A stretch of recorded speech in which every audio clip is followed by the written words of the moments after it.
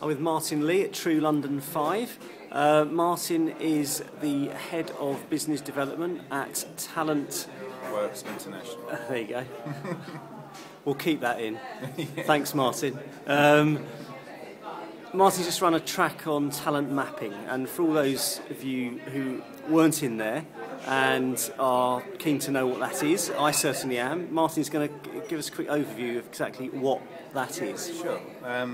Yeah, I just did a track. A whole mixture of people in there, from traditional recruiters to corporate recruiters, and we talked about talent mapping. What is talent mapping?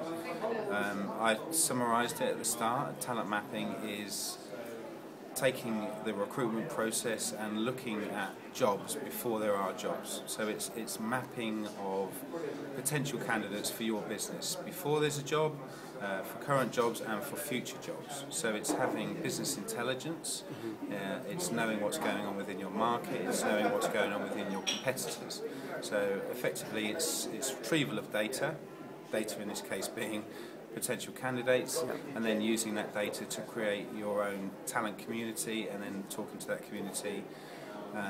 We looked at some figures. Maren Hogan, I spoke to last night, who kindly presented me some figures, and she says that it's 23% quicker to hire from a ready-built talent community, and there's 76% higher quality of candidates from doing it with that particular method. So talent mapping, recruitment research is kind of the new kid on the block. We're dealing with global companies who prefer the control aspect of having that data themselves instead of relying on agencies and doing that traditional method. So we would go out and map target organisations. We give that company all of the data back. It's an upfront fixed fee model, a retained model, instead of the agency will charge you per hire. And so we give them that data, and then they utilise that data. You know, they drop them into a social media platform or an ATS, and then they engage with that talent, let's say before there's a job, and they have a relationship with candidates before there's actually a vacancy. Okay, and who typically in the organisation is running those kind of programmes? It has to come from the top. Recruiters are busy filling firefighting day by day.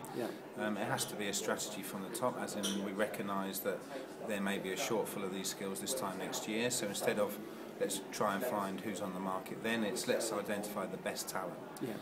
We want the best talent, and when we're talking about the kind of companies that we're dealing with, they absolutely want the best talent.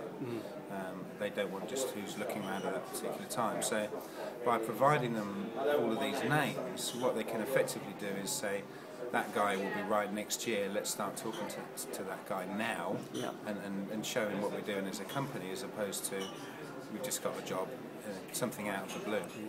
Martin Lee, thanks very much. Thank you.